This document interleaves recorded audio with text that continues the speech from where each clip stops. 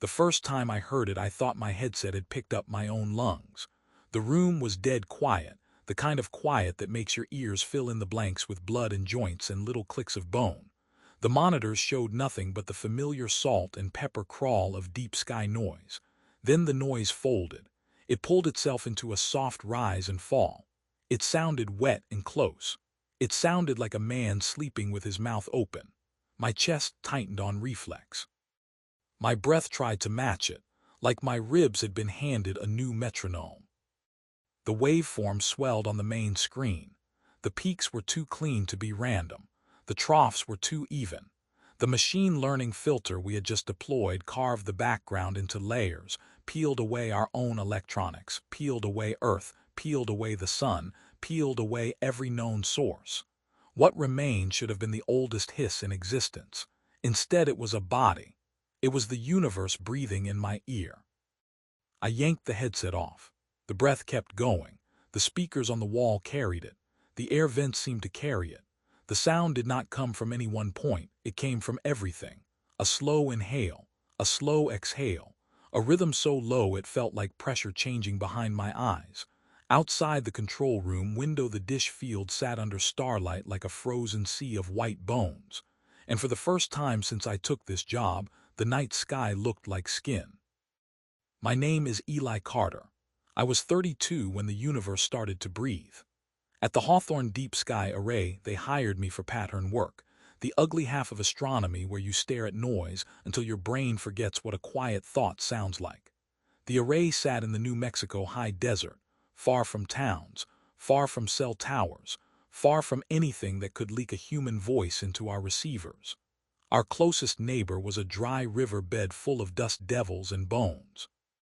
We were supposed to be chasing the cosmic microwave background, the afterglow of the first light. The grant money came from a clean mix of universities and defense contracts, the kind of mix that means no one asks too many questions as long as you deliver results. Dr. Lena Park ran the science, Dr. Mason Reed ran the numbers, and I ran the nights. When I called them and they came half-dressed, hair still creased from pillows, eyes wide and irritated. Mason tried to blame the HVAC. Lena tried to blame my nerves. I showed them the log. I showed them the filter chain. I showed them the correlation across every dish in the field, every frequency band, every antenna orientation. The signal did not just repeat. It inhaled and exhaled. The same tiny shiver near the end of the exhale, like a little catch in a throat. The same pause between breaths, a pause with a rounded edge, like lips almost closed. Lena stared at the spectral plot until her face went blank. Mason kept rubbing his sternum like he had heartburn. Gabe Ortiz, our technician, stood behind them with his coffee going cold, and I watched the coffee surface tremble in time with the waveform. There are moments when you feel the world step sideways, like your life has been balanced on a thin edge and something heavy just landed on the other side. The breath in the static was one of those moments. It did not feel like discovery. It felt like being noticed. By sunrise, we had torn the system apart. We pulled the entire filter chain out and rebuilt it from scratch. We swapped an old analog gear that had been locked in a storage container since the array's first commissioning. We killed power to the admin buildings one by one, ran on generator, then on battery, then on nothing but the backup recorders. The breath stayed. It came through vacuum-sealed fiber. It came through shielded coax. It came through a dish that was not even connected, a cold mirror pointed at the sky, its feed horn plugged into a dummy load. The dummy load registered the same inhale, the same exhale, as if the universe itself was leaning into our box of resistors and breathing. When the sun cleared the ridge, the noise should have shifted. Solar interference always left fingerprints. It did not. The breath was older than the sun. It was older than the ridge. It was older than our planet, and it was not a random rhythm. It was a pattern. Lena ran the numbers that afternoon and said a sentence I still hear when I try to sleep. She said the probability of this being a false positive was less than the probability of every atom in my body tunneling through the floor and landing intact in the dish field. She said if this was contamination, Then reality was contaminated. We did the next thing scientists always do. We tried to make it worse. We squeezed the noise harder. We isolated it further. We pushed the algorithm past safe thresholds, past the point where it started to hallucinate, past the point where it started to generate shapes from nothing. We wanted to see if the breath would fall apart. It did not. It sharpened. It gained texture. Faint harmonics appeared like ribs under skin. And inside the inhale, buried so deep in the hiss that it felt illegal to hear it, there was a second sound. A flutter like tiny valves. Mason called it a circulatory artifact. Gabe called it a ghost. Lena did not call it anything. She just watched the plots and kept swallowing. By the third night, we had started to map the breath across the sky. It was everywhere, but it was stronger along the galactic plane where the stars clustered like cells. It was weaker in the voids, where space looks empty but never truly is. The breath was not coming from a point source. It was the background. It was what you hear when you strip the cosmos down to its bare minimum. It was the sound of the inside. I remember stepping outside after midnight, needing air even though the air was freezing and thin. The dishes loomed like pale flowers. Above them the Milky Way stretched in its powdery band. I had seen it 1,000 times. That night it looked wrong. The dark lanes between the star clouds looked like seams. The bright knots looked like swollen nodes. I could not stop thinking about what Lena had said, that the probability of this being false was smaller than my atom slipping through the floor. And I found myself pressing my palm against my own chest, feeling the lift and fall, matching it to the universe. My breath and the background breath were in sync. I tried to force myself to breathe faster. The signal did not follow. I tried to hold my breath. The signal did not care. It kept breathing as if I was not there. Then, for the first time, the pause between the breaths shortened. It was subtle, a fraction of a second, but it was the kind of fraction that changes worlds. I went back inside and told Lena. She did not look up from her screens. She just said it is waking. The next morning, Mason called his contact at the university, and the next afternoon, a black SUV with government plates rolled through the gate like it had been waiting around the corner for years. 2 men and 1 woman got out. They wore jeans and windbreakers, but their posture was military clean. The woman introduced herself as Dana Powell, no rank, no agency. She said our work was now classified under a new security directive, and she said it like she was telling us the cafeteria hours. She asked for copies of every drive. She asked for access to every terminal. She asked for our phones.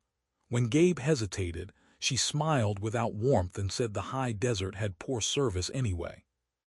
They set up in our conference room and made the place feel smaller, like walls had moved in. They brought their own equipment, signal analyzers, spectrum monitors, a portable clean room case. They brought a refrigeration unit the size of a coffin and rolled it into the lab without explanation.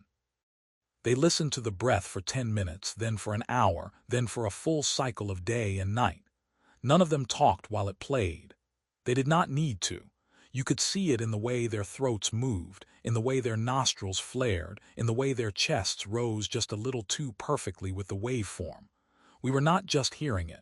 We were being trained by it. Dana asked Lena what we thought it meant. Lena said a thing that sounded like her voice, but the words did not feel like hers. She said the cosmic microwave background is the thermal noise of our universe. She said we have extracted the noise and found a pattern. She said the pattern is breathing. She said that implies the universe is not empty space. She said it implies the universe is an interior. Dana did not blink. She said then we live in an organism. She said then the stars are inside something. She said then the laws we trusted are just tissue mechanics. She said then the question is what the organism does next. Mason tried to laugh. Gabe did not. I did not. Because on the screen behind Lena, the breath quickened again. That night they locked us on site. Dana called it containment. She said for our safety. She said if word of this got out, the world would break itself in half trying to understand. She said we would continue to work, and we would send our results through secure channels. She said we were heroes. Then she gave us cots in the server room, under the hum of machines that now sounded like teeth. I lay there staring at the ceiling tiles. The breath from the speakers seeped into my dreams. In sleep I was in a dark hallway made of red walls. I heard something huge moving behind them, wet and slow. I heard a pulse in the floor.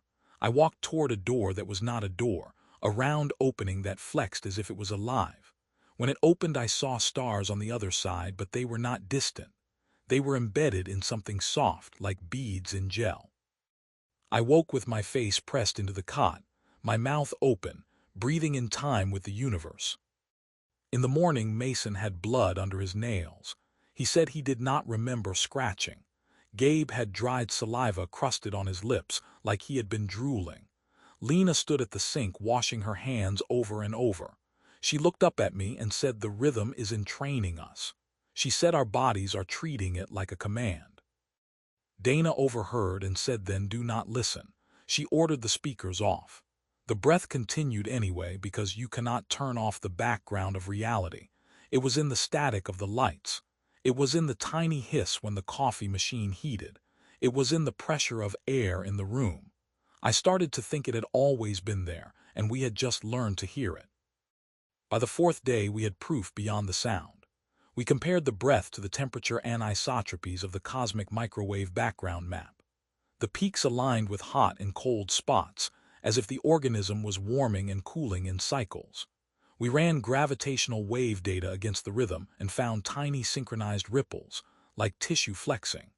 We dug into neutrino background estimates and found a faint periodicity, like a chemical gradient moving through fluid. Every dataset we touched started to look like anatomy.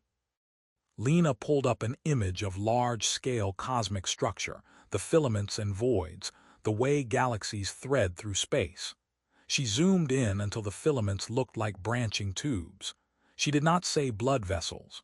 She did not need to. Mason said this is not possible. Then he said it is possible, but it is not true. Then he said it is true, but it is not what it looks like. And then he stopped talking and just listened.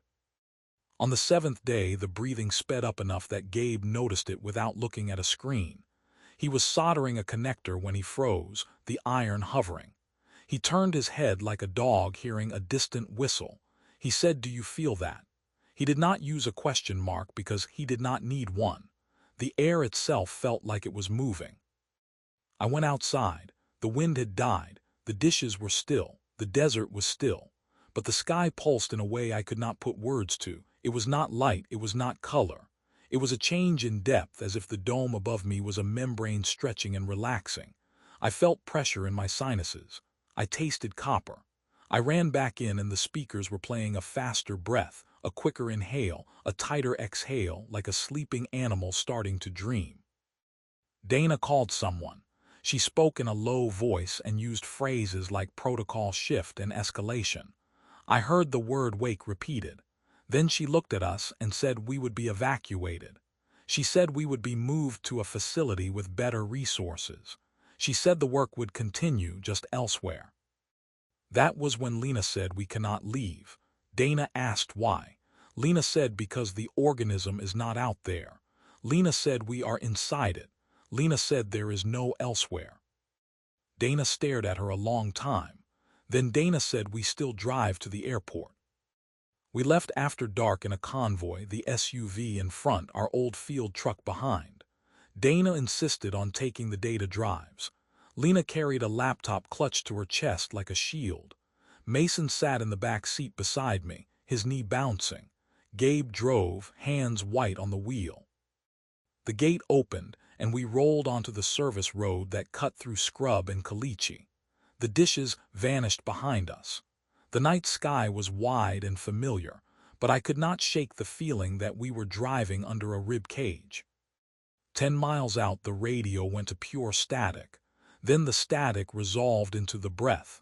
Not through the speaker, through the air. It filled the cab like humidity. Dana called it audio pareidolia. She said stress makes the brain find patterns. Mason tried to agree. He failed. His breath had started to hitch at the end of each exhale, matching that little catch we had found in the signal. He pressed a hand to his chest and said his ribs hurt. I rolled down my window for cold air. A smell came in, faint but real, like iron and wet dirt. It did not belong in the desert. It belonged in a basement. It belonged in a body. The road ahead began to shimmer. Heat mirage at night made no sense. The shimmer thickened into a wavering band across the asphalt. Gabe slowed. The headlights hit it and bent, not in an optical illusion way, but in a way that made my stomach lurch. The light curved as if space had a soft surface. We drove into it, and the world compressed. It was like passing through a curtain of pressure. My ears popped. My eyes watered. The skin on my arms prickled. The breath in the air became louder, more intimate. Mason gagged. The headlights dimmed as if we had driven underwater. Then we burst out the other side and the road was different. It was the same road, same cracked asphalt, same reflective markers, same Joshua trees, but the stars were not where they had been. The Milky Way band had shifted, pulled to the south like someone had dragged it. The moon looked slightly larger, slightly wrong, as if seen through fluid. Dana demanded we stop. We did. She stepped out with a handheld GPS unit and swore, quietly, without punctuation. The GPS said we were 50 miles north of where we should be. The odometer said we had driven 11. Lena stood under the stars with her laptop open, its screen a pale square. She watched the live feed from the array. The breath was faster now. She said the organism is contracting. She said geometry inside a body is not Euclidean. She said distance is tissue. Dana said get back in, and she sounded like she needed her own orders. We drove on. The road began to curve in ways it never had. Not gentle curves, but tight arcs like loops in intestines. The landscape slid sideways.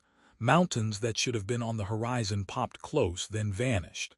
The desert smell of creosote was replaced by that wet iron smell, stronger now. Gabe started coughing, a dry cough that scraped. After another hour, the road ended at a concrete wall. Not a barrier. A wall like the side of a bunker, smooth and damp, lit by our headlights. We got out and walked to it. The concrete was warm. It pulsed under my palm, a slow rise and fall. Mason whispered that it was not concrete. He said it felt like scar tissue. He pressed his ear against it and went pale. He said he could hear blood. Dana ordered us to turn around. There was no space. The road behind us was gone, not blocked. Gone. Our headlights shone into open scrub, no asphalt, no markers. Just dirt like the road had never been built. Lena stood in the beams and said we are moving through the organism, and it is moving us. She said it is folding. She said the array was on a stable surface, a place the organism had hardened like bone. She said now the organism is softening. Gabe asked where the airport was. Dana said the airport is a concept. Dana said our orders were still to get to a secure facility. Dana said to follow her. She walked to the wall and found a seam, a narrow vertical line. She pressed and the seam widened, not like a door opening on hinges, but like a cut parting. A dark gap yawned and cold, damp air poured out.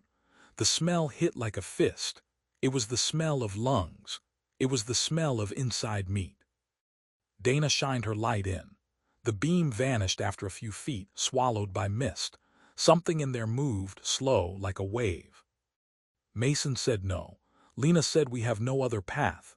Gabe started crying without sound, his shoulders shaking. I looked up at the sky, at the wrong stars, and I realized the breath was not just sound. It was emotion. The universe was inhaling. The whole dome above us was descending, imperceptibly, like a ceiling settling. Dana went in first. We followed. The gap closed behind us with a soft slap. The sound made my skin crawl because it was too much like a mouth. Our lights cut narrow tunnels through fog. The air was cold and wet, and every breath tasted like pennies. The floor sloped downward and felt rubbery under boots, like thick matting, but it flexed with each step and pushed back, alive. We moved single file. Dana up front, her pistol out, ridiculous and comforting. Lena behind her, then Gabe, then me, then Mason. The fog thickened until the world was just a few feet of light and the sound of breathing all around. Not just the signal anymore. A real inhale through a vast passage. A real exhale that brushed my face like warm breath. The walls were not walls. They were pale and ridged with branching patterns that looked like dried rivers until my light caught them at an angle and they glistened. Veins, capillaries, something else, tiny hairs that waved slowly, sweeping the air as if filtering. We walked for what felt like hours. Time became a joke, my watch had died. Our phones had no signal, the only clock was the breath. Inhale, exhale, faster now, faster. At some point the floor leveled. The passage widened into a chamber so large our lights could not find the other side. The fog thinned enough that I could see a ceiling far above, curved and slick. Drops fell from it, warm, splashing on my hands. Sweat, condensation, something. Gabe stepped forward and his boots sank into a soft patch. He yelped, then clamped his mouth shut. No exclamation, no scream, just a tight sound. We shined our lights down. The floor there was not rubber. It was a membrane stretched over a hollow. It dimpled under his weight like skin over muscle. Dana told him to pull back. He did, slowly. The membrane rose after, as if it had been holding its breath too. Mason whispered that we were in a lung. He said the ridges were bronchi. He said the fog was alveolar moisture. He said the chamber was too big to be human. Then he laughed once, sharp, and said, "Of course it is too big. The universe is big." Lena said the organism is not human. She said the breath we hear is not a metaphor. She said it is literally breathing, and we are in its airway. Dana asked where the airway led. Lena said deeper. Dana said toward what? Lena said toward the source of the rhythm, toward the diaphragm, toward the brain. She said if it has a brain. We moved again, following the gentle pull of air. The inhale drew at our clothes, drew at our hair, drew at the fog itself. The passage narrowed into a tube that throbbed with pressure changes. Each inhale made it widen slightly. Each exhale made it tighten around us. I started to feel like we were inside a throat. I started to fear a swallow. Halfway through that tube, we found the first thing that was not us. It hung in the fog like a pale balloon the size of a basketball, translucent, with threads dangling. It pulsed gently. As we approached it drifted away, not from air currents but with purpose. Dana aimed her light and her pistol at it. The balloon rotated. On its underside, a cluster of tiny dark dots moved like insects. Lena stopped. She said that looks like a lymph node. The balloon drifted closer. The dots on its underside began to separate. They were not insects. They were cells, each one the size of a coin, flat with a dark center. They moved with slow coordination, like a school of fish. They arranged themselves into a ring, a pattern that made my stomach turn because it was too much like an eye. Mason muttered that we are being examined. The breath paused. In that pause, the fog stilled. The walls stopped moving. The pressure in my ears stabilized. It was the quietest quiet I have ever heard. It felt wrong, like the moment before a storm. Then the inhale slammed in. Air rushed past us with a force that lifted Gabe off his feet and slammed him into the wall. The membrane flexed and held him like a tongue. His flashlight spun, casting wild arcs. Dana grabbed his arm and hauled him back as the stream of air roared. The balloon thing shot away, sucked down the tube ahead, disappearing. When the exhale came, it was warm and wet, and it carried something with it, a faint sour smell like bile. Lena said the organism is starting to breathe with effort. She said the rhythm is not just speeding up. She said it is struggling. She said it might be sick. Dana did not like that. She said if it is sick, then it will have an immune response. She said we might be the infection. Mason said we are not that important. Lena said we are made of matter and energy inside it. She said we are not separate. She said when it wakes, every structure we call physical law will flex. Gabe wiped his mouth. He had blood on his lips. He said he can taste metal. I could taste it too. It was in the air. It was in my saliva. It was in the fog droplets on my skin. It tasted like the inside of a body trying to remember how to bleed.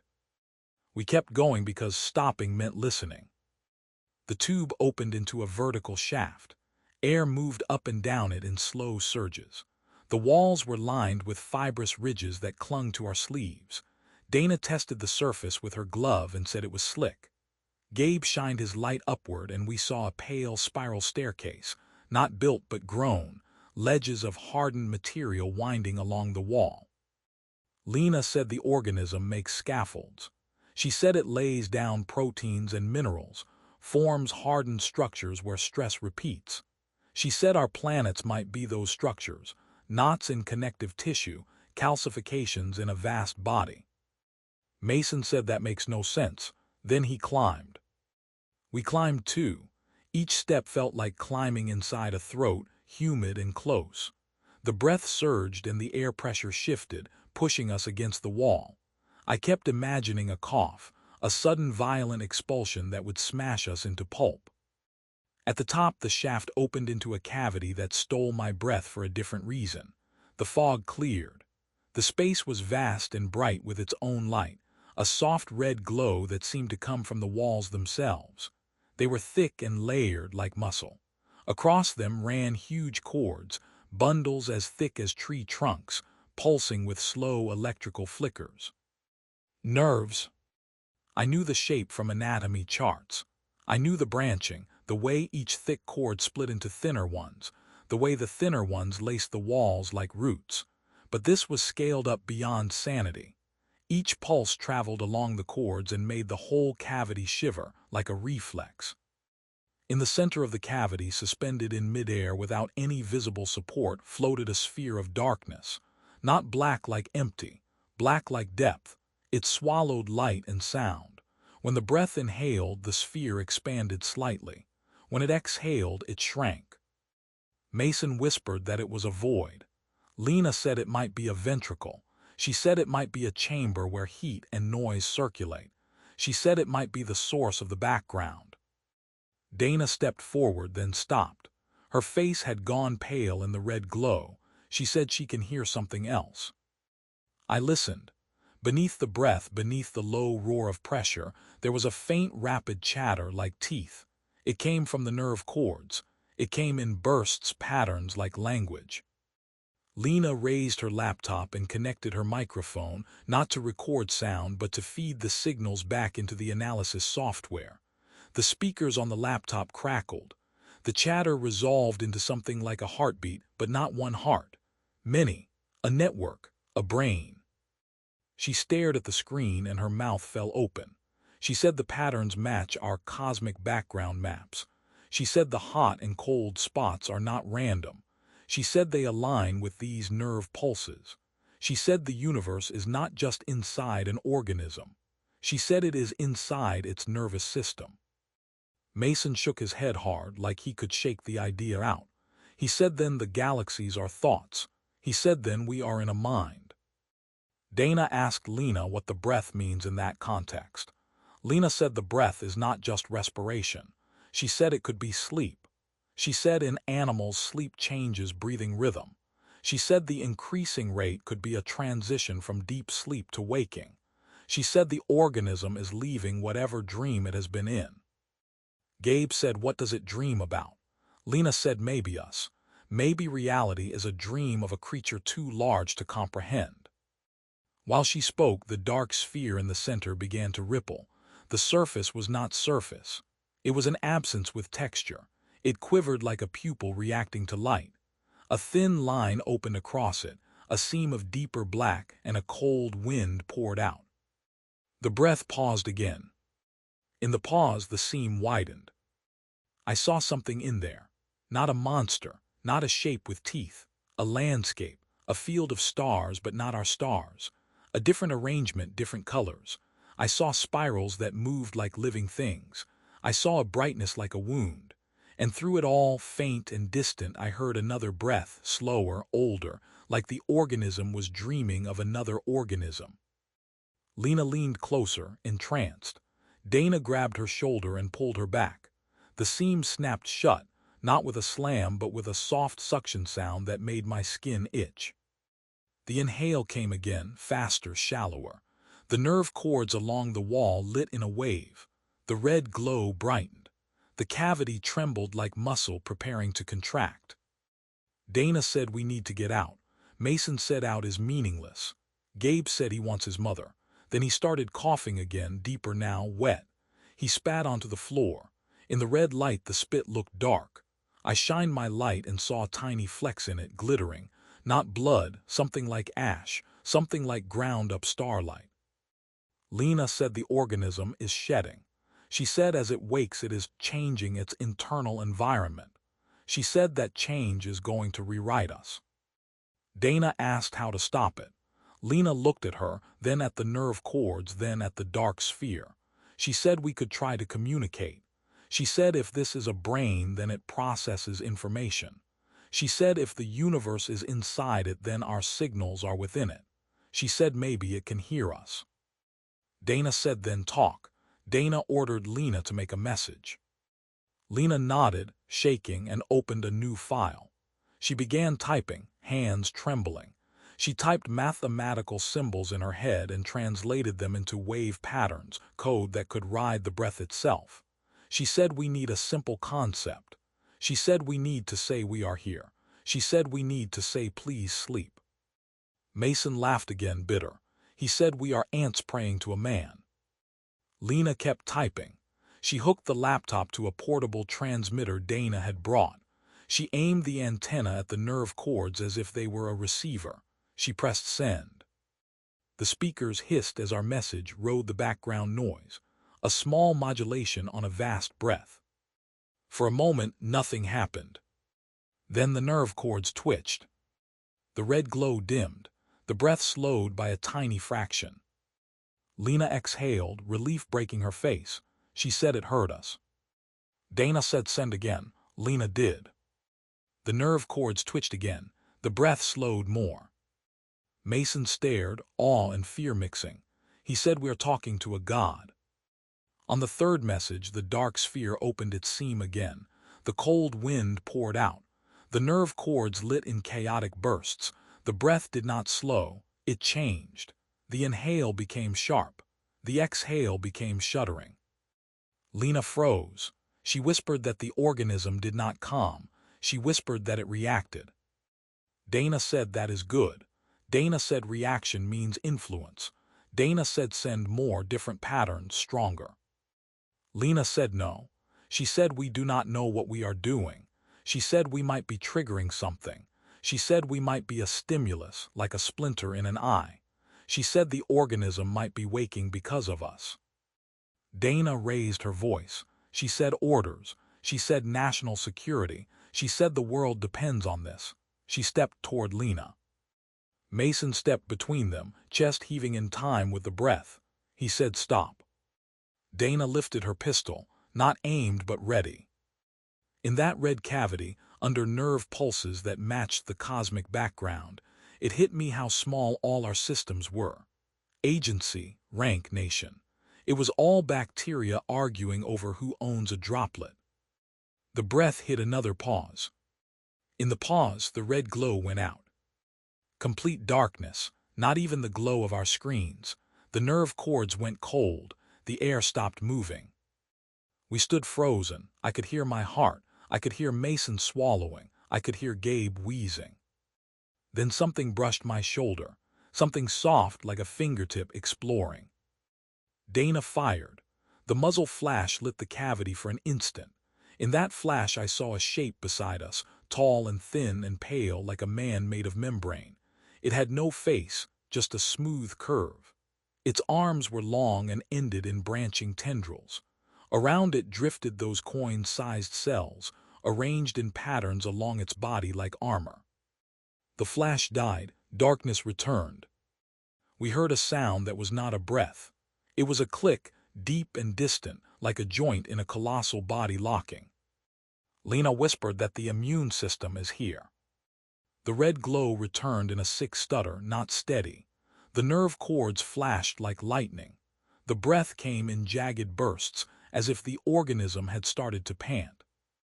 Dana kept her pistol up and moved forward, trying to put herself between us and the pale thing. The thing did not move like an animal. It did not lunge. It drifted, and the space around it seemed to drift too, as if it carried its own gravity.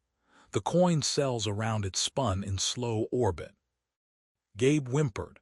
The sound was tiny, but it seemed to draw attention. The pale thing turned or reoriented like it sensed vibration. One tendril extended, splitting into finer fibers, reaching toward Gabe with patient inevitability. Dana fired again. The shot was swallowed by fog and flesh. The thing did not flinch. Instead, the coin cells shifted, forming a dense plate between it and us. The bullet hit and vanished, not bouncing, not passing through. It simply ceased. Dana stared at her gun as if betrayed. Mason grabbed her elbow and pulled. He yelled for us to run, but he could not use an exclamation. His voice was raw anyway. We ran along the edge of the cavity, searching for the way we came.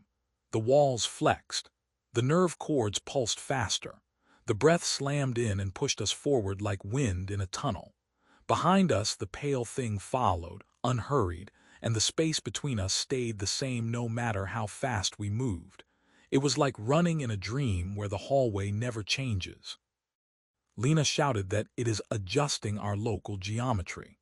She shouted that it is a regulatory cell, altering the tissue environment to isolate us. I did not know if she was right. I just knew the floor under my boots had started to stick like glue. Each step pulled a string of mucus. The air grew thicker, harder to breathe. My lungs burned.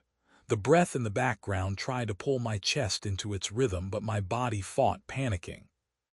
We found the shaft and the spiral ledges. We climbed down as the inhale sucked at our clothes. The pale thing drifted to the lip of the shaft and watched. The coin cells swarmed down the walls like slow snow. One touched my sleeve and I felt a numbness spread up my arm. It was not cold. It was absence. Gabe slipped. His boot skidded on the slick ledge and he fell. Dana grabbed his wrist, held him for a moment, then her grip failed because the numbness had reached her hand. Gabe dropped into the fog below. He hit with a dull sound. Then he screamed, a real scream, but even that scream was swallowed by the breath. It came out as a wet cough. We reached the bottom and found Gabe on the floor, curled, clutching his leg. A coin cell was stuck to his calf like a leech. The skin around it had gone pale, then translucent. Under it, his muscle fibers writhed as if trying to crawl away from the contact. Lena knelt and tried to pry the cell off. Her fingers slipped on it. It was smooth and hard like cartilage. Mason grabbed her and pulled her back. He said, "Do not touch it." He said, "It is dissolving him." Gabe begged us to help, his words thick with saliva. He said he can feel his leg going empty. Dana pointed her gun at the cell and hesitated. Then she shot Gabe in the head. The sound was muffled. The blood was dark in the fog. I stared at Dana, my mind trying to reject what it had just seen. Dana lowered the gun and said the organism will use him.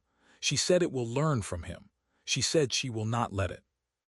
Mason grabbed her collar and shoved her back against the wall. His face was twisted with rage and fear. He called her a monster. She said we are all microbes. She said mercy is a human concept. The breath around us shuddered like laughter. We moved on because there was nothing else to do. Lena did not look at Gabe again. She just wiped her hands on her pants and kept walking, her eyes blank. The tunnel tightened around us. The fog grew warmer. The walls changed texture, more ridged, more muscular. I realized we were moving deeper, not back toward the surface. The organism was guiding us inward. Dana said we need a plan. Lena said we are a plan. She said the immune system does not chase randomly. It moves threats to where they can be neutralized. Mason said then, we are going to a stomach. Lena did not disagree. As we walked, my skin began to itch. Not like a rash, like something trying to open. I scratched my forearm and felt bumps under the skin, small raised nodes. When I shined my light, I saw tiny pores forming, patterns like a map of stars.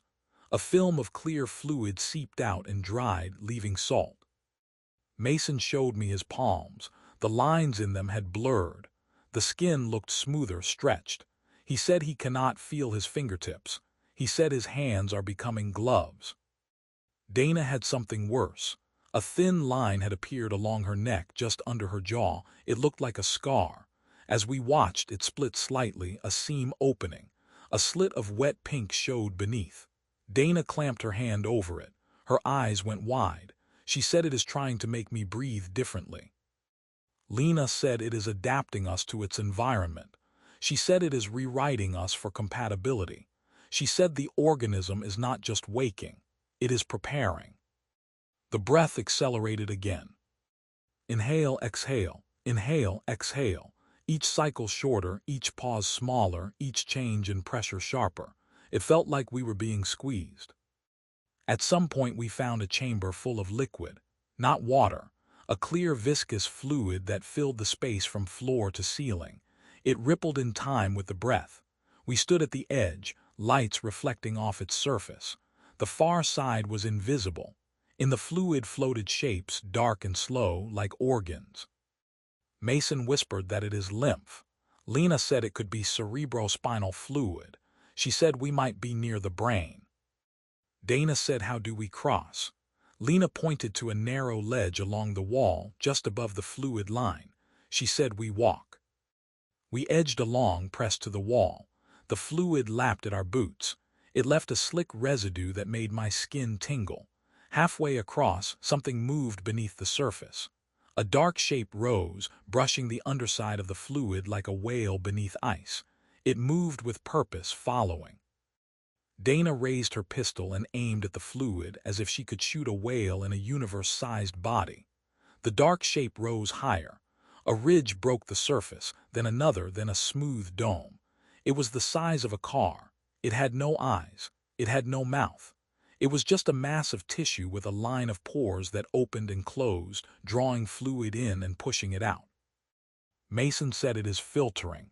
Lena said, "It is an organ." Lena said, "It is tasting us." The dome bumped the ledge, the wall flexed, the ledge tilted. Dana slipped. She flailed, grabbed at Mason. Mason grabbed her wrist. The seam on her neck opened wider, a wet gill. She made a choking sound as fluid splashed up. The dome surged, a wave of clear viscous liquid washing over us. I lost my grip and fell into the fluid. It was cold and thick. It filled my mouth, my nose, my ears. I tried to inhale and the fluid forced itself into my lungs. Pain flared, bright and immediate. I thrashed, but the fluid held me like syrup. My flashlight beam twisted in the liquid, making everything look farther away. In that moment I understood what it meant to be inside. There was no surface. There was no sky. There was only medium. My lungs spasmed. The breath in the background surged, and my chest tried to obey. The pores on my skin burned. The fluid seeped into them, as if the organism was drinking me through my own body. A hand grabbed my collar and yanked. I broke the surface, coughing fluid, gasping air that was no longer dry but wet and warm. Mason hauled me onto the ledge. He looked pale, drenched. Dana was gone. Lena clung to the wall farther ahead, eyes wide. She screamed, "Dana." The sound came out as a rasp because the breath stole half of it. Mason looked back. In the fluid, the dark dome moved away, slow, and beneath it something pale drifted like a rag. Dana. Mason started to climb down. Lena grabbed him and shook her head hard. She said, "She is dead." She said, "If you go in, it will take you too." Mason sobbed once, then pressed his forehead to the wall, shaking. The breath continued, indifferent. We finished crossing and found a passage on the far side. It was narrow and angled upward like a duct. We crawled, dragging ourselves, leaving trails of fluid. My lungs still burned. Every breath tasted of metal and something sweet like decay. Behind us in the fluid, something clicked. The pale, immune thing had reached the chamber. We saw its smooth body through the clear liquid, distorted. The coin cells swarmed around it like a halo. It did not rush. It simply followed. Lena whispered that it is guiding us to digestion. She whispered that it will neutralize us by breaking us down, not with teeth, but with chemistry. Mason whispered that maybe that is mercy. I crawled and felt my spine ache. The bumps on my arms had grown. The pores had opened wider. I could feel air moving through my skin, a faint draft as if I was becoming porous. The passage ended at a hatch-like opening, a circular membrane that flexed with the breath. It was closed. Lena pressed her hand to it and felt it pulse. She said it is a valve. She said it opens on inhale. We waited for the inhale. When it came, the membrane dilated, widening. Warm air rushed past, pulling us forward. We slid through into a chamber of heat. The air here was thick with moisture and a sour stench.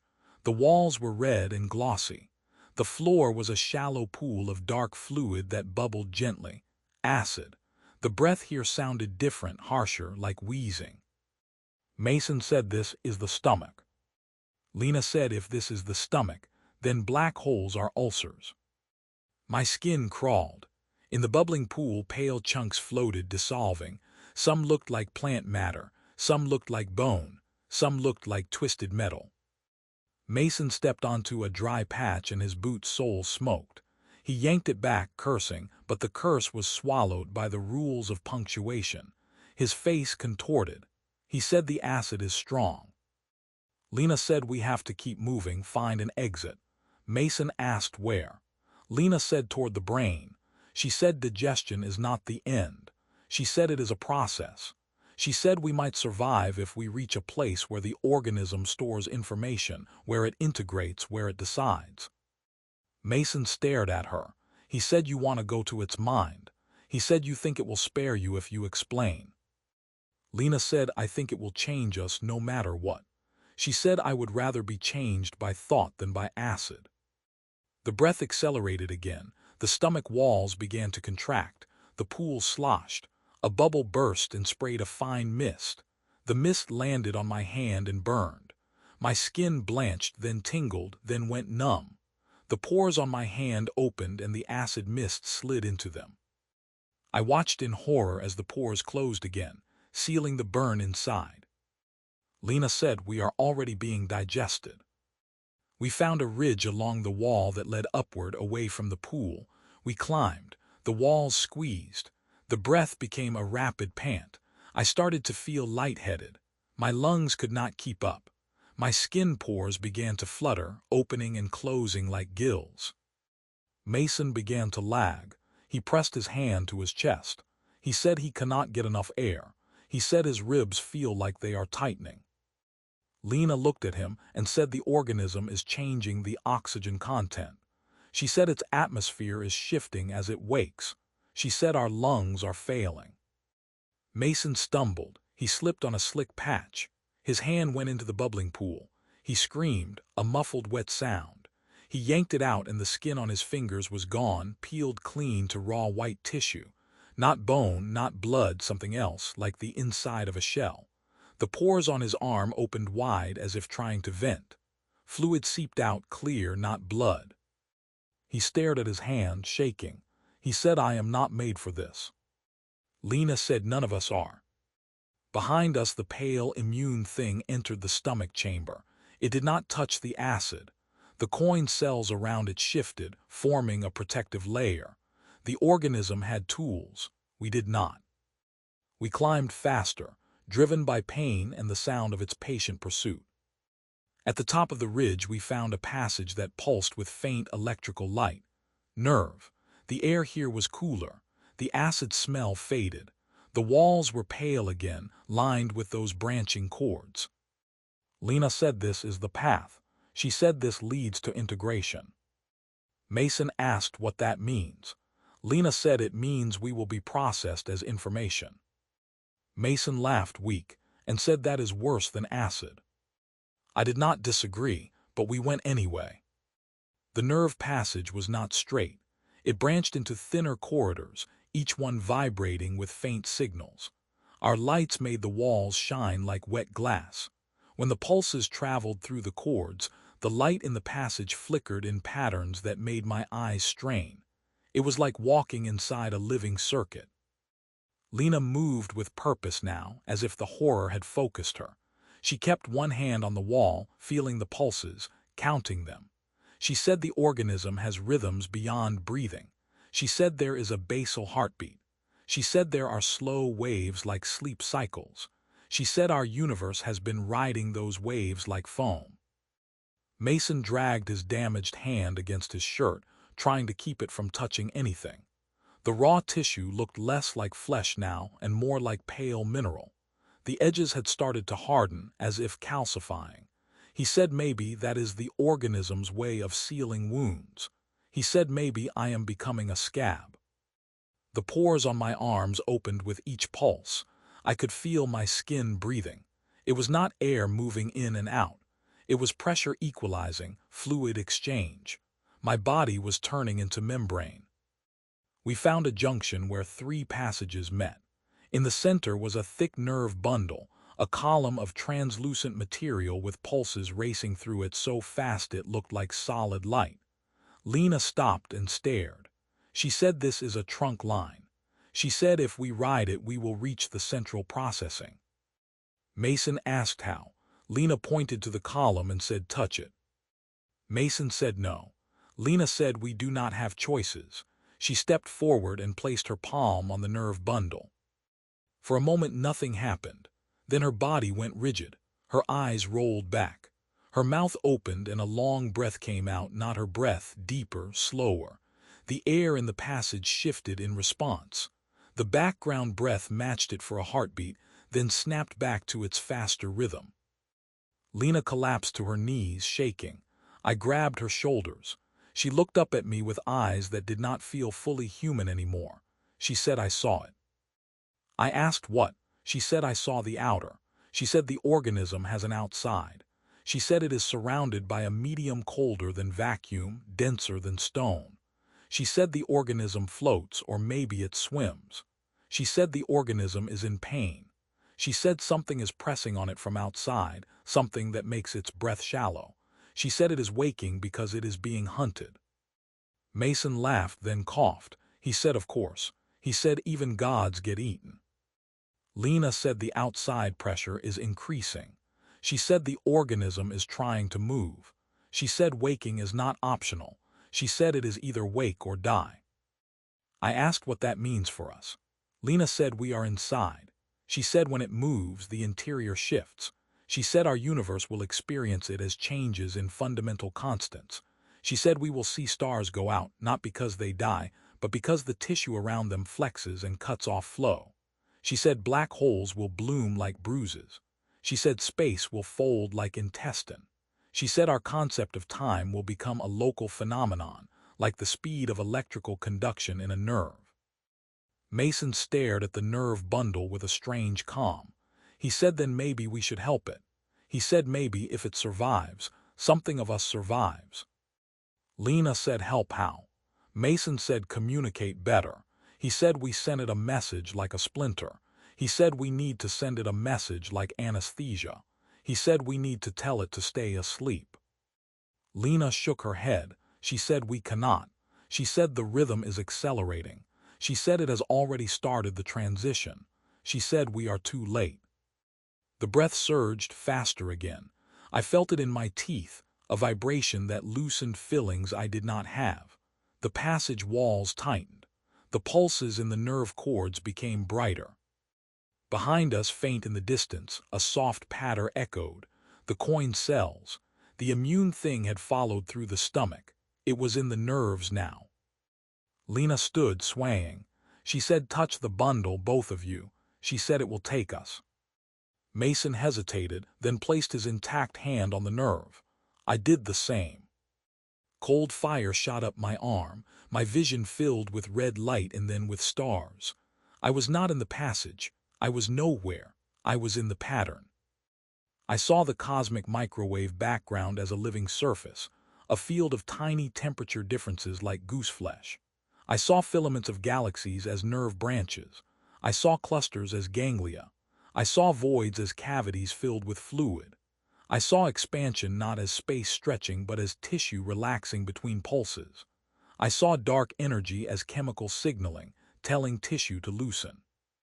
Then I heard the breath not as sound but as a command traveling through everything. Inhale as expansion. Exhale as contraction.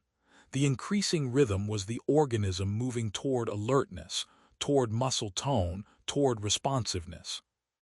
In the patterns I saw something else, a repeating anomaly, a scar. A region where the background noise was dead, not cold spot dead. It looked like a wound that never healed. Lena was there with me, not as her body but as her voice in the pattern. She said that wound is where the organism was pierced. She said that is why the defense team showed up so fast. She said they have been watching the wound for decades. She said they call it the mouth. Mason was there too, his presence jagged. He said he can feel it thinking. He said it is not conscious like us. It is layered. It has reflexes. It has dream logic. It has deep ancient programs. He said waking is a change in layer dominance. A pressure built enormous. The inhale held. The universe held its breath. In that held moment, I felt the organism notice us the way you notice a grain of sand between your teeth. Not hatred, not curiosity, just irritation and awareness. A signal surged down the nerve bundle, and our bodies were thrown back into meat. I gasped and stumbled. The passage around us was brighter now, lit by nerve pulses. Lena was panting, eyes wild. Mason was smiling, a terrible, serene smile. He said, I understand now. He said the breathing pattern is not proof of life. It is the boundary of digestion. He said every inhale draws in energy from outside the organism. He said every exhale dumps waste. He said our universe is the waste chamber. Lena slapped him hard. The sound was dull. She said, stop. She said, you are panicking. Mason laughed and said, no, I am calm. He said, I am ready to be exhaled. The immune thing rounded the junction behind us. It filled the passage, too tall for the space, but the space stretched to fit it. The coin cells swarmed, clicking softly. The thing extended a tendril and the air around it thickened, like fluid. Lena grabbed my arm and pulled me down a side passage. Mason stayed by the nerve bundle. He looked at us and his mouth moved. He said, go. He said, I will distract it. He said, I will become a message. Lena screamed his name without punctuation. She pulled harder. I stumbled, torn between fear and instinct. Mason stepped forward toward the immune thing, arms spread. He pressed his raw hand against the thing's smooth body. The coin cells swarmed over him, covering his skin like scales. His pores opened and his body arched. He did not scream. He inhaled long, deep, matching the background breath, and then he exhaled a sound that was not human. It was the pattern we had heard in the static, but amplified, carried by flesh. The immune thing stopped. The coin cells froze. The tendrils paused mid-reach. For a moment the breath in the background stuttered, as if the organism had hiccuped. Lena dragged me away. The passage narrowed, twisting. Behind us, Mason kept exhaling, the pattern repeating. His voice faded into the nerves. We ran until the clicking stopped. We ran until my lungs felt like they had been scraped raw. We ran until the air changed again. It grew dry. The walls lost their wet shine and became matte, pale, almost chalky. The nerve pulses dimmed. The breath here was quieter, but the rhythm was still fast. It was like moving from a lung into a sinus, a pocket of air that had been sealed. Lena slowed, leaning against the wall. She looked older, exhausted. She said the organism is partitioning. She said it is isolating regions, tightening valves. She said it is preparing to wake fully. I asked where we were. She said near the mouth. The passage opened into a cavity that made my stomach drop. It was lined with hard ridges like teeth, but not teeth, plates of white mineral that curved inward. Between the plates were thin slits of dark. A wind moved through those slits, cold, carrying a scent that was not inside. It was the scent of nothing, sterile and infinite, like deep space. Lena pointed. She said that is the boundary. She said that is where the organism exchanges with the outside. She said that is where our universe vents. I stepped closer to the slits and looked through. I expected stars. I expected void. Instead I saw a surface, a pale, vast plain with slow ripples like skin under water. Above it hung shapes like continents, but they moved and their edges were soft. In the distance, something enormous drifted, a dark mass with tendrils circling. Lena whispered, "That is what is hunting it." The breath in the background sped up again. The white plates around us began to flex. The slits widened. The cold wind intensified. The cavity was opening. Lena grabbed me and pulled me back. She said when it exhales, it will flush. She said everything loose inside will be expelled toward the mouth. She said if we are here when it exhales, we will be thrown out. I asked if being thrown out means freedom. Lena looked at me with eyes full of bleak humor. She said freedom into what? She said we do not belong outside. She said the outside is not space. She said it is the environment of a creature that can hold a universe inside its chest. She said we would flash freeze or be crushed or be eaten by whatever circles out there. I asked what else.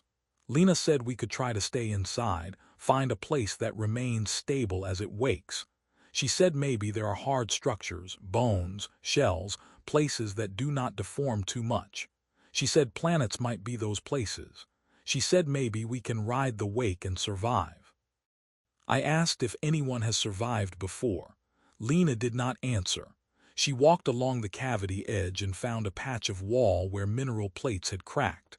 Behind the crack, a tunnel led deeper, away from the mouth.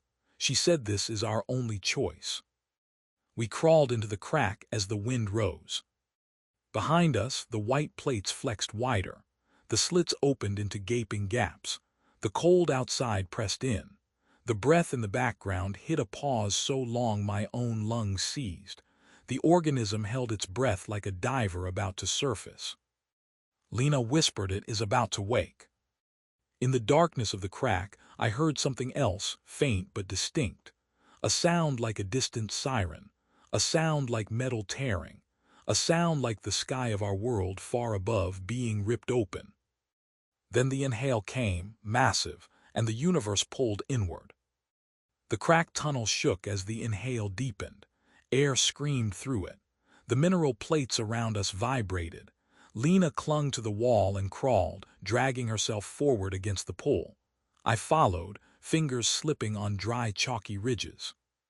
The pressure change made my joints ache. My ears filled, then emptied, then filled again, as if my head was being squeezed by invisible hands. Somewhere behind us the mouth cavity groaned, a low grinding sound as plates shifted.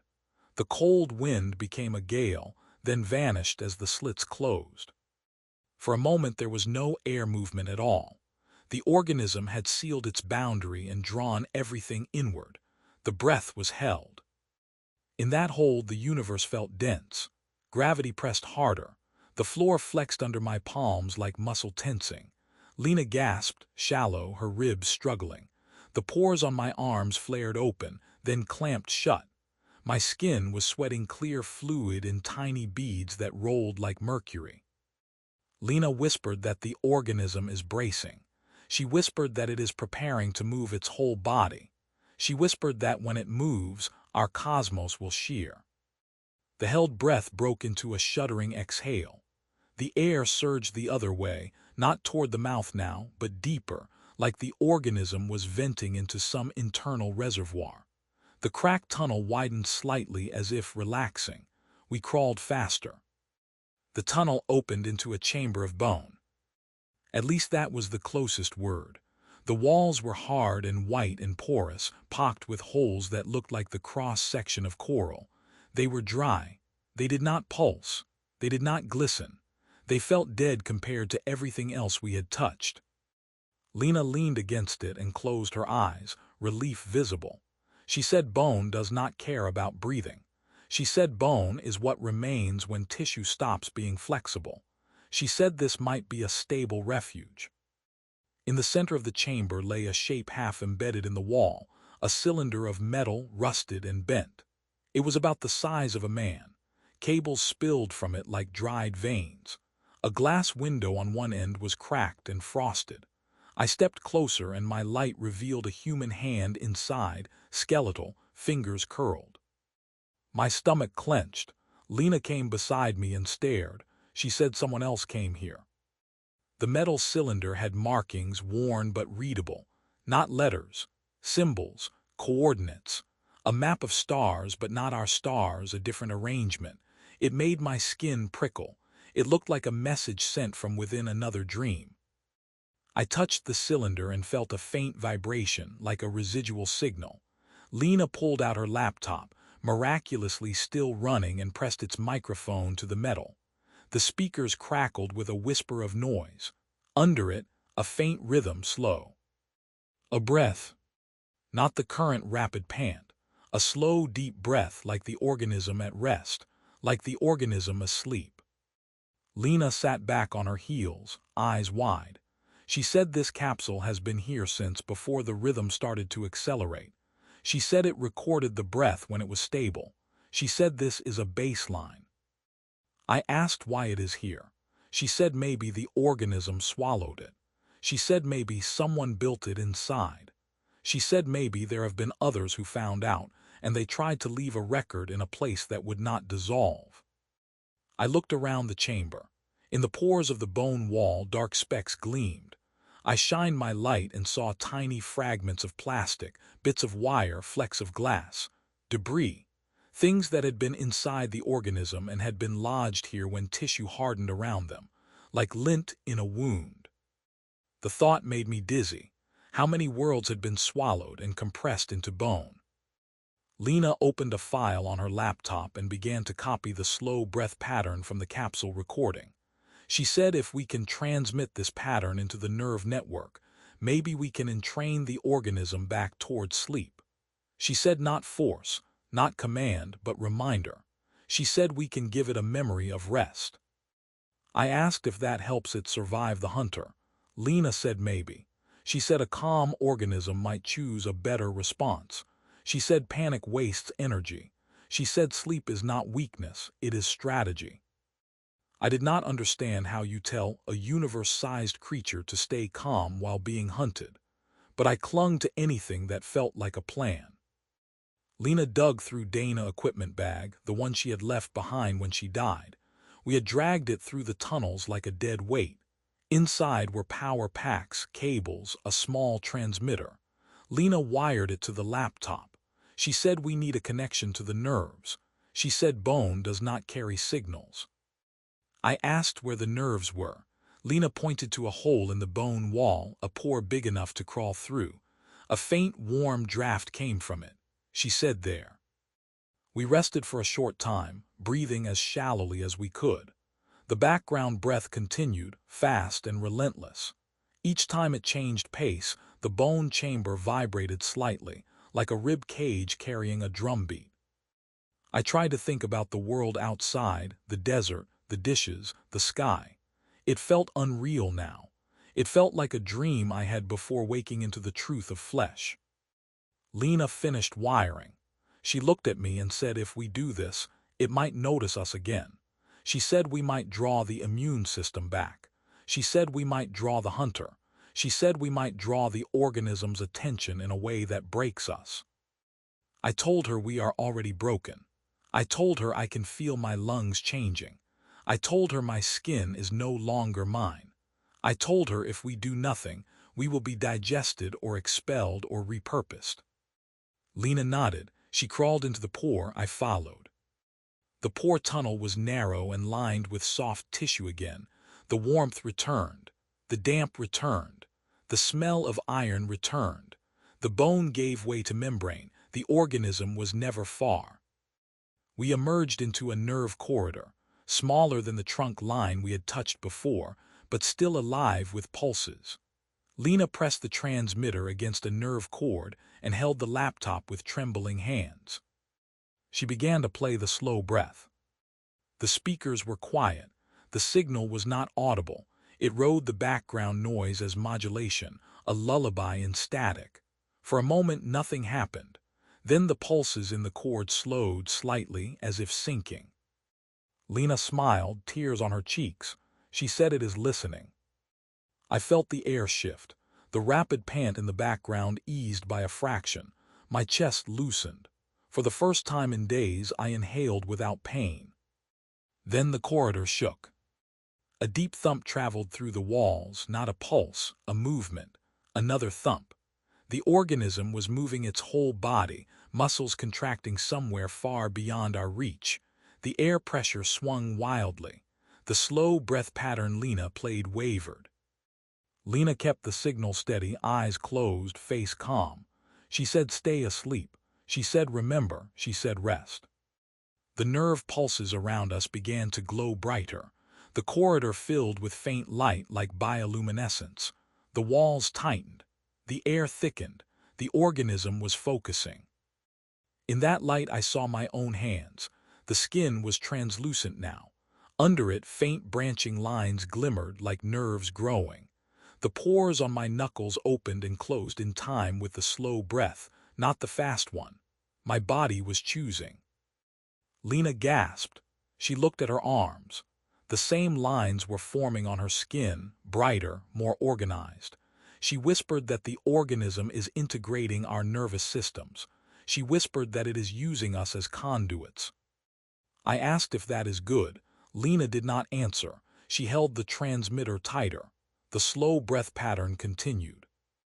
Then in the distance, the clicking returned. Coin cells. The immune thing had found us. Lena looked at me and her face changed, decision hardening.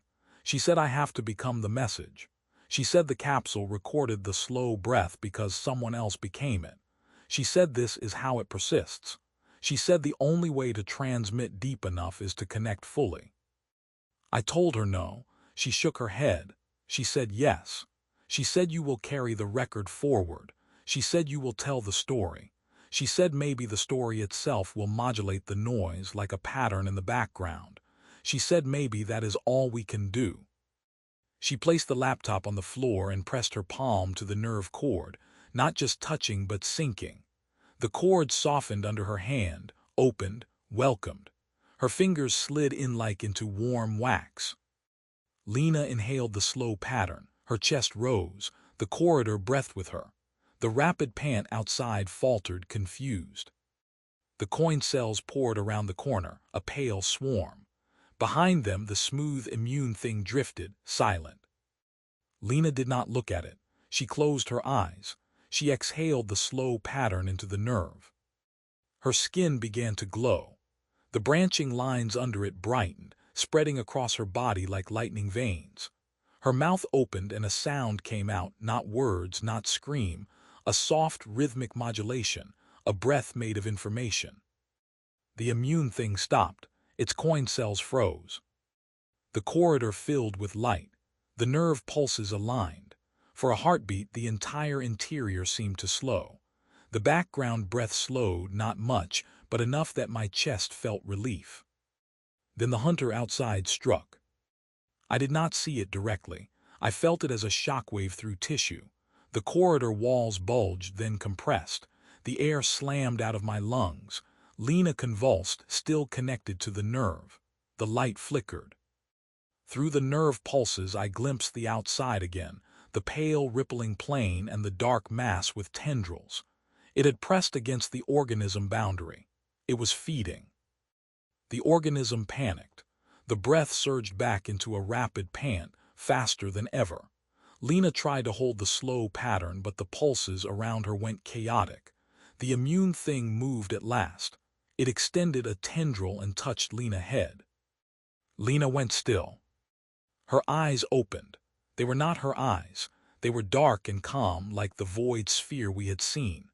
She looked at me and I felt the organism looking through her, using her as a window. In that look I understood something that made my stomach turn to ice. The organism did not fear the hunter. The organism knew the hunter. The organism had been inside the hunter once, long ago, in another scale, another layer. Predation and habitation were not opposites. They were cycles. The breath in the background became a roar. The corridor shook. The immune thing pulled Lena away from the nerve cord, not violently, gently, like removing a splinter. Lena's skin peeled, not tearing, separating into layers of translucent film. Under it, the branching nerve lines were real nerves, now glowing cords. Her body unfolded like a flower made of wiring and membrane. The slow breath pattern did not stop. It continued through those cords, through her, even as her human shape vanished. I stumbled back, gagging. The walls around me began to open their pores, venting warm air. The organism was preparing to exhale. The immune thing turned toward me. Its smooth face had no features, but I felt its attention like pressure. Coin cells drifted closer, hungry. I ran. I ran through the nerve corridors, slipping, gasping, my skin breathing. Behind me, the clicking followed. The breath was so fast now it felt like a tremor. The corridors shifted. Junctions that had been there were gone. New ones appeared. The organism was moving, rearranging its interior as it fought or fed or fled. I was a loose object in a moving body. I found myself back in the bone chamber by luck or design. The metal capsule still lay half embedded, the skeletal hand inside still curled. I grabbed the laptop and the transmitter and the data drive we had carried, the last proof of what we had heard. The chamber vibrated. The bone plates groaned. Dust fell like dried marrow. The breath held. In that hold, silence fell so deep it hurt. Then the exhale came. It was not a gentle breath. It was a violent expulsion, a cough without sound. The air in the chamber surged toward the pore tunnel, toward the mouth, toward outside. The pull lifted me off my feet and slammed me into the wall. The laptop flew from my hands and shattered against bone. Sparks died in an instant, swallowed by damp. The data drive in my pocket dug into my hip like a knife. The pore tunnel became a hurricane. Debris flew, bone, dust, plastic fragments, the metal capsule itself groaning as it tore free of its embedment. The skeletal hand inside tumbled, weightless, then smashed against the wall and vanished into dust. I clawed at the bone, trying to hold. My fingers slipped. My pores opened wide and the rushing air pulled fluid from my skin. I felt myself drying, desiccating like a leaf in a furnace vent. The chamber ceiling cracked. A slit of cold appeared. Through it I saw the pale, rippling plane of outside, so close now, pressing in. The pull intensified. The bone chamber broke apart like chalk. I was dragged through the pore tunnel, scraped, battered. The walls of the tunnel flexed, trying to close, but the exhale forced them open. I was a particle in a breath. As I shot through the mouth cavity, I saw the white plates spread wide. Cold outside poured in at the edges even as the interior rushed out. The boundary between inside and outside blurred into a storm of mist and debris. For a fraction of a moment, I was in the opening between. I saw the hunter. It was not a creature with a single shape. It was a field of dark tendrils and membranes, like a swarm of jellyfish stitched together. It wrapped around the organism boundary, probing. In its mass I saw points of light, like trapped stars, like other universes embedded in its flesh. It was not eating the organism, it was nesting in it. The organism exhaled harder, trying to flush. The hunter tightened, resisting. I felt the cold outside touch my pores. My skin screamed without sound. Ice formed on my eyelashes. Then the exhale slammed me back inward, not out. The hunter had sealed the opening like a fist over a mouth. I was flung into the interior again, deeper, into heat and dark.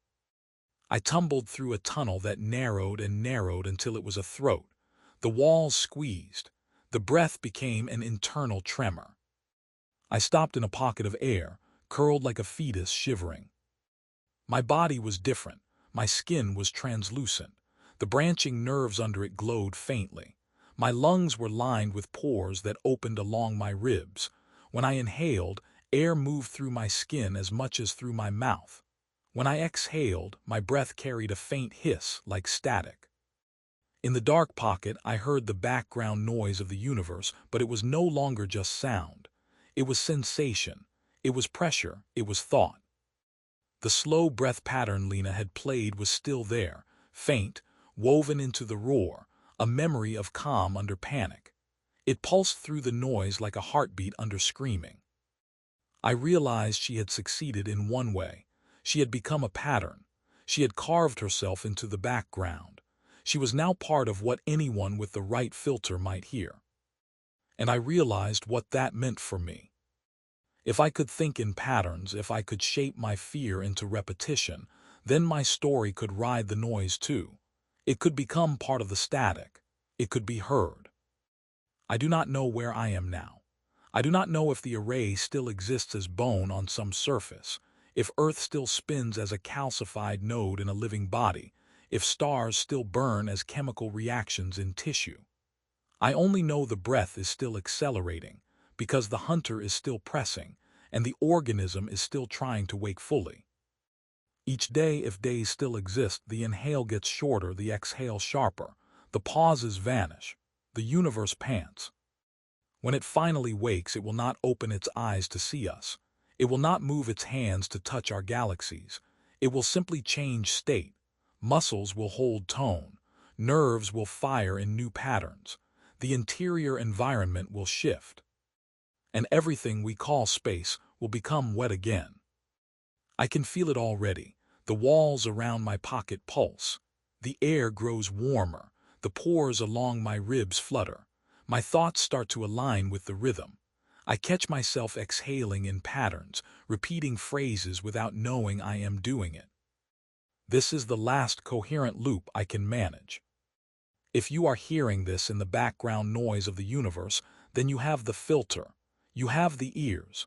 You have the curse. Listen closely. Under the static, under the hiss of creation, you will hear it. A breath. Faster now. Closer. And when you hear the pause that lasts too long, the pause that feels like the whole cosmos is holding still, take a deep breath while you can, because the organism is about to open its eyes.